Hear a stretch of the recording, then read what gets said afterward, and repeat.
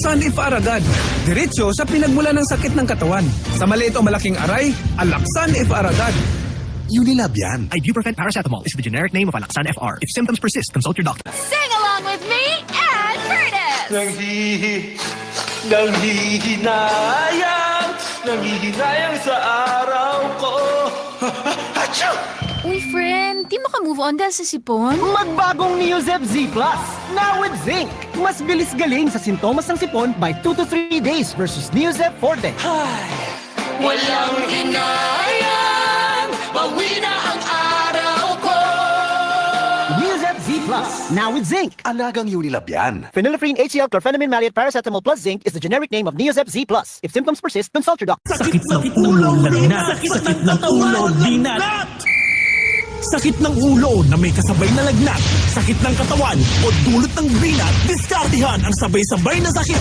Diskarting Rexidol Forte, mas bilis banat sa apat. Faster versus paracetamol in as fast as 30 minutes. Unilab yan. Paracetamol caffeine is a generic name of Rexidol Forte. If symptoms persist, consult your doctor. Sakit ng ulo, lagnat. Sakit ng ulo, dinat. Sakit ng ulo na may kasabay na lagnat, sakit ng katawan o dulot ng binat, diskartihan ang sabay-sabay na sakit. Diskarting Rexidol Forte, mas bilis banat sa apat. Faster versus paracetamol in as fast as 30 minutes. Unilab yan. Paracetamol caffeine is a generic name of Rexidol Forte. If symptoms persist, consult your doctor. Nak, iabot mo tong 50. 20 lang naman ang isa. Bayad po! Oh, supli. 5 piso? Gets ko yan! 15 minus 14 is equal to 10. Manong, 10 po dapat na sukli ko. Ay, sensya na. Galing mo naman. Talino Activated sa tulong ng Talino Booster Formula from multivitamins, minerals plus lysine Nutriplex. With proper diet and exercise, bilis isip, todo focus at bilis diskarte pa ang anak mo. Alagang Unilab yan. Multivitamins plus minerals plus lysine is the generic name of Nutriplex.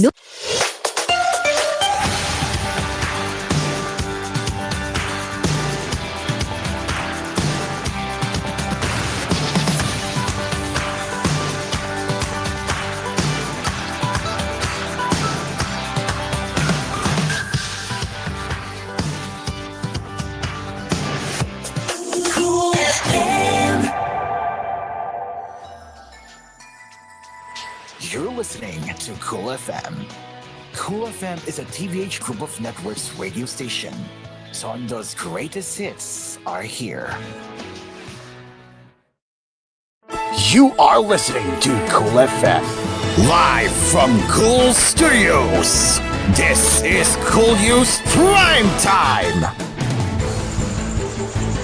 From the headquarters of Cool FM, I'm Dreamcar Karaoke. And I'm Royal Orange. This is koolNews Primetime. Today is July 30th. It's now exactly 9:01. And topping tonight's headlines this primetime, the siphoning of the oil from sunken tanker set to start. The operation to siphon the industrial fuel oil from sunken tanker MT Terra Nova could start Sunday and will take around 7 days, according to the Philippine Coast Guard. And speaking to the Teleradio Servicio, Rear Admiral Arman Balilo said getting the oil from the Terra Nova and its sister ship is the key to containing the oil spill in Manila Bay that could reach coastal towns along the bay. According to Balilo, pinaka-ultimate dito yung matanggal yung langis sa ilalim, nandoon na yung salvage operator, magsisimula sila today. The PCG has used disperants and booms to try to contain the spill, which Balilo described as very minimal since the tank storing the oil remains intact. According to Balilo, hindi tayo masyadong mahihirapan basta makisama yung weather ngayon. Comparing the Terra Nova spill to the 2023 motor tanker Princess Empress spill that affected fishing and livelihoods in Oriental Mindoro. Balilo said the spill has spread 14 kilometers from the ship, but it was thin and can be managed with dispersants. The spill was initially projected to reach the coastal areas of Manila, Pampanga, and Bulacan, but Balilo said the wind was shifted due to the oil is now traveling south towards the Batangas and Cavite.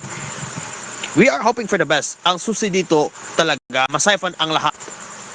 He added the investigation is still ongoing to the sinking of the Terra Nova, which was being towed back to port after encountering rough seas of Bataan where it sank. Plus, NBI Chief Santiago urges Alice Guo to surrender. NBI Director Jaime Santiago on Tuesday urged suspended Bamban Tarlac Mayor Alice Guo to surrender to authorities. According to Santiago in the press briefing, kung makikinig si Mayor Alice, wala naman problema na hindi na masolve. Pwede siya makipag-usap, sumungko siya sa Senate, umattend siya ng hearing. Lahat yan maayos. The NBI chief issued a remark when asked for comment on Senator Jingo Estrada threatening the NBI and the Philippine National Police with budget cuts in 2025 should they fail to arrest Guo. Santiago noted that the Senate has issued an arrest order against Guo and her repeated failure to attend its hearings on illegal Philippine offshore gaming operators, or POGO. No charges have been filed against her yet.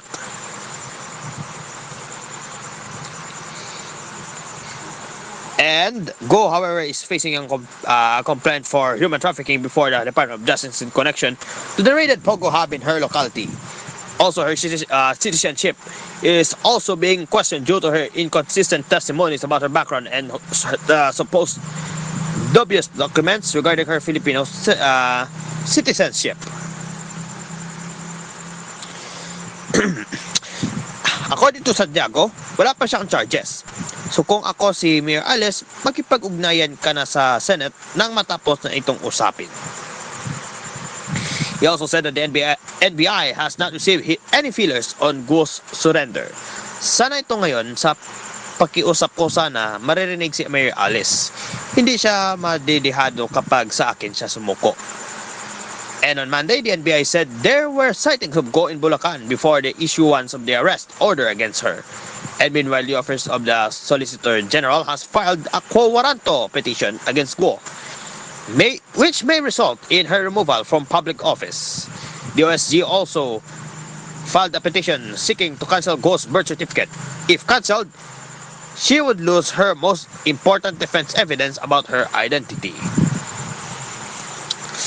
Plus, one of the two foreign suspects apprehended by the Bureau of Immigration and the Presidential Anti-Organized Crime Commission, or the PAOCC, in a house in Tuba, Benguet, was allegedly discovered to be the IT manager of the Pogo Hub in Porac, Pampanga. He is also a red notice by the Bureau of Immigration, supposedly, because he is said to be a fugitive in China.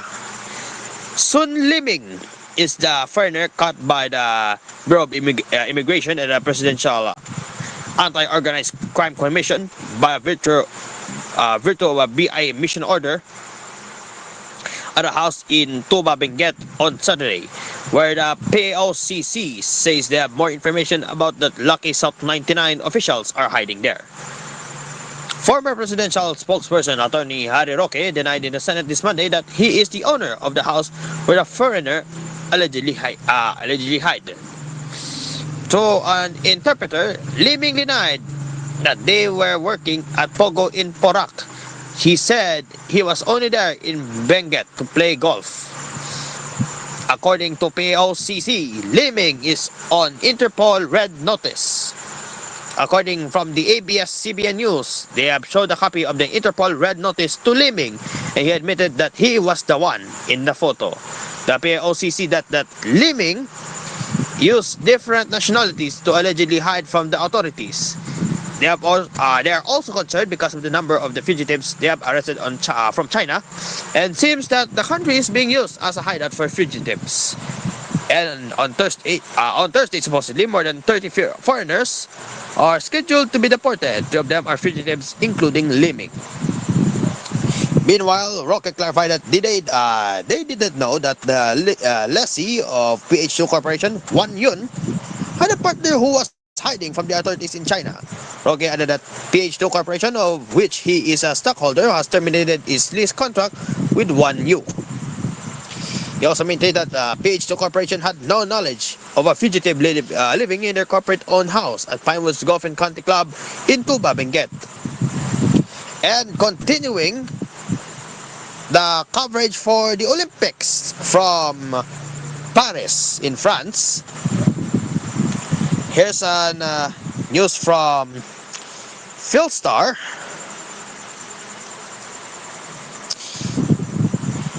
Johnny Delgaco saw her middle hopes come to an end. The first Filipino rower to qualify for the quadrennial games reached the end of her fairy tale run in the Paris Olympics after finishing sixth in the quarterfinals of the women's singles sculls Thursday afternoon in Manila time. Meanwhile, Filipina judoka Kiyomi Watanabe also bows out from the Paris Olympics after losing to China's Tang Jin via IPPON just Tuesday afternoon in Manila time, because Tang is also needed just a little less than a minute to secure the victory and reach the round of 16 of the negative 63 kilogram division. And meanwhile, Filipino swimmer Kyla Sanchez is off to the semifinals of the women's 100-meter freestyle. Sanchez clocked in on 53.67 seconds at the end of the heats on Tuesday, good for 10th overall to keep her Olympic bid alive. Now for the teaser for Gap 2, here's Royal Orange. Royal? When we return, according to Sojan, Philippine government can't stop ICC from probing drug war suspects. And at least 10 individuals were injured after a jeep plowed into several vehicles along Manila Monday night. All this when we return here on koolNews Primetime. Stick around, it's now 9:09.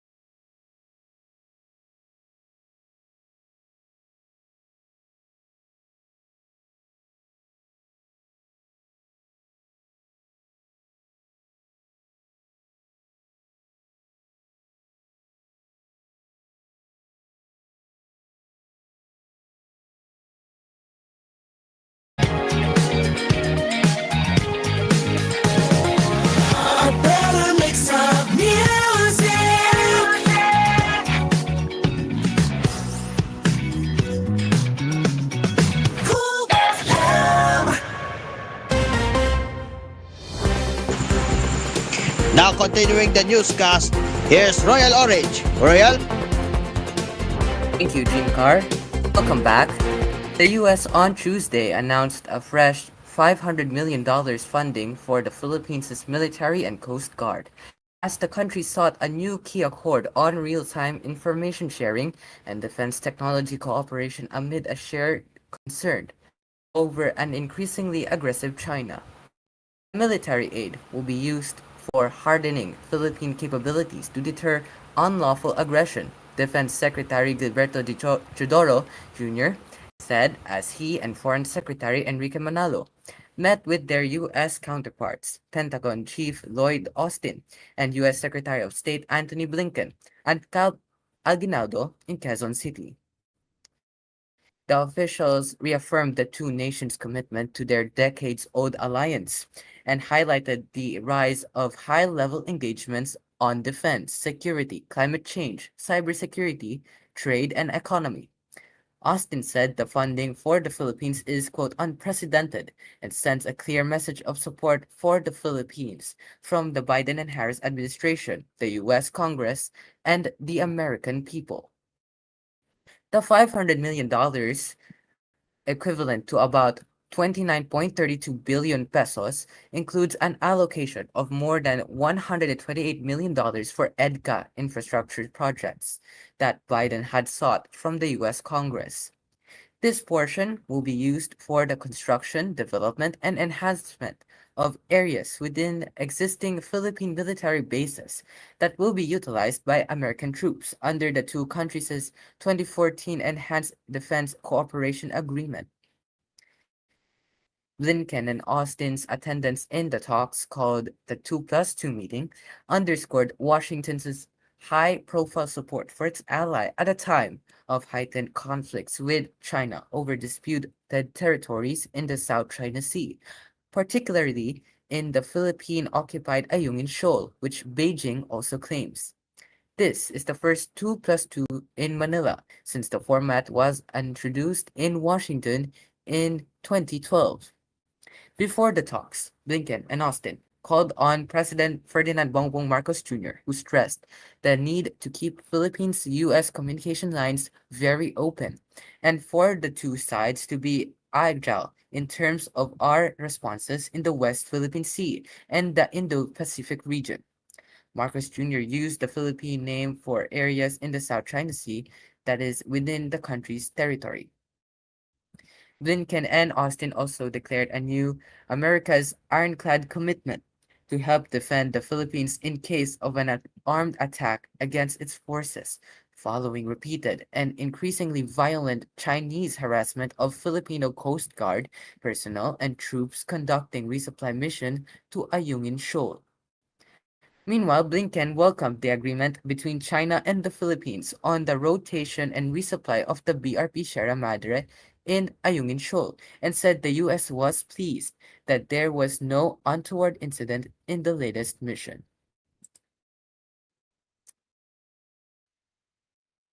Meanwhile, at least 10 individuals were injured after a jeep plowed into several vehicles along Recto Avenue in Manila Monday night. According to some witnesses, the passenger jeepney lost its brakes, causing it to plow two tuk-tuks and two motorcycles until it collided with a delivery truck. CCTV caught the jeep speeding down Recto Avenue. A passenger was seen being thrown away from the tuk-tuk due to the collision. The other passenger dragged and went under the jeepney. The jeep drove into Reina Regente Street, where it plowed into another motorcycle until it collided with a delivery truck. The CCTV also saw passengers getting off the jeepney and the response from the police and the MDRRMO to the injured. They were taken to 3 different hospitals. The area is accident-prone, especially at night, said the MDRRMO. The driver of the tuk-tuk, Christopher Soza, said the woman was thrown away in the video was his passenger. They said they came from Divisoria to Quiapo. Truck driver Rehar Delfin was shaking with fear when asked what had happened. The driver of the jeepney is currently in the custody of the Manila District Traffic Enforcement Unit for ongoing investigation. he refused to give a statement. Meanwhile, the prosecutor from the International Criminal Court can come to the Philippines and interview suspects in the drug war killings during the Duterte administration, Solicitor General Leonardo Guevara said on Tuesday. However, he said the Philippine government is not bound legally to assist the ICC. Quoting Sojan Guevara here, quote, the Philippine government cannot stop him from proceeding any way he wants. He can directly interview persons of interest online, through phone, by email, face-to-face, subject to the consent of these persons. He added, quote, but the ICC prosecutor cannot expect that the Philippine government will facilitate it for him, unquote. Guevara explained that the Philippines had already disengaged completely from the ICC since 2019. He added, quote, it has no legal duty to assist the ICC prosecutor in conducting his investigation. Former Senator Antonio Trillanes IV earlier posted a photo of a document from the ICC Office of the Prosecutor, indicating names of retired and current high-ranking officers who are under suspicion of taking part in former President Rodrigo Duterte's bloody war on drugs. In the list is Senator Ronald Bato de la Rosa. Other named in the ICC document are former Philippine National Police Chief Oscar Albayade, former PNP Criminal Investigation and Detection Group Chief Romeo Caramat, Director of PNP's Drug Enforcement Group Eleazar Mata, and the National Police Commission Commissioner Edilberto Leonardo. Over to London. 3 young girls have been killed in a ferocious knife attack in Southport at a Taylor Swift-themed dance and yoga event. 8 more children were injured, with 5 in a critical condition after the incident late on Monday morning. 2 adults also have critical injuries, Merseyside police said. Armed officers detained a male and seized a knife, with police later saying that a 17-year-old boy had been arrested on suspicion of murder and attempted murder. The attack is not being treated as terror-related, police said. In total, 11 patients with stab injuries were treated by the ambulance service, and some were taken to Alderhay Children's Hospital in Liverpool, which declared a major incident. Taylor Swift posted on her Instagram story on Tuesday night here in Manila, said the horror of the attack was, quote, washing over me continuously, and that she was completely in shock. Quoting Taylor Swift, quote, these were just little kids at a dance class. I am at a complete loss for how to ever convey my sympathies to these families. King Charles III and the Queen were also profoundly shocked. In a statement posted Monday night, they sent their heartfelt condolences, prayers, and deepest sympathies to everyone affected by the appalling attack. Now on showbiz, new Disney and Marvel comedy Deadpool and Wolverine scored a spectacular opening in North American theaters this weekend. Its huge take of $205 million, placing it not just near the top of superhero films, but marking the 8th biggest opening ever, analysts said Sunday. According to David A. Gross of Franchise Entertainment Research, the numbers are fantastic. Quote, these characters' popularity is growing, not slowing, unquote. The film is enjoying positive and excellent audience scores, Gross said. The popularity of Ryan Reynolds and his real-life pal Hugh Jackman didn't hurt either. The debut ranks just ahead of 2018's Black Panther, which opened to $202 million, and just behind Jurassic World, with opening at $208 million in 2015, according to Variety. International ticket sales are already at a stunning $233.3 million. Its opening was also the best ever for an R-rated film, not inflation adjusted, far surpassing the previous record holder, the first Deadpool movie, according to The Hollywood Reporter. And Blooms and Engines were in for a treat as members of Beanie and Enhypen teamed up to dance to the K-pop boy band's latest single XO, Only If You Say Yes, as seen in a video posted late Monday on TikTok. On his TikTok page, Enhypen shared a video featuring members Suno, Jay, and Heesung participating in the EXO Dance Challenge alongside Beanie members Colette, Stacy, and Sheena. It appears that the challenge was filmed during the recent TGON in Los Angeles, where Beanie performed at the pre-show for Korean music program M Countdown. On X, formerly Twitter, Sheena shared photos of herself holding signed copies of Romance Untold and Hypen's sophomore album that includes XO. Dreamcar? And our final quote tonight. Here's our final quote tonight here, ladies and gentlemen. From Jaime Lerner.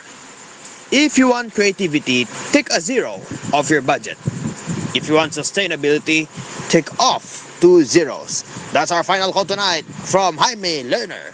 And that is it for koolNews Primetime. As always, thank you so much for your continuous trust and support. For more news and information, keep it right here on Kool FM. And you can send us an email at tvh.philippines.news@gmail.com. Join us tomorrow at 6 as Asfair covers the news on koolNews Early Edition. From the headquarters of Kool FM, I'm Tim Karaoke. And I'm Royal Orange, and you've been listening to Kool FM, station that cares for you. Have a good evening, stay safe, and take care. Good night, mabuhay. It's now 9:29, continuing. I'm out with Memon.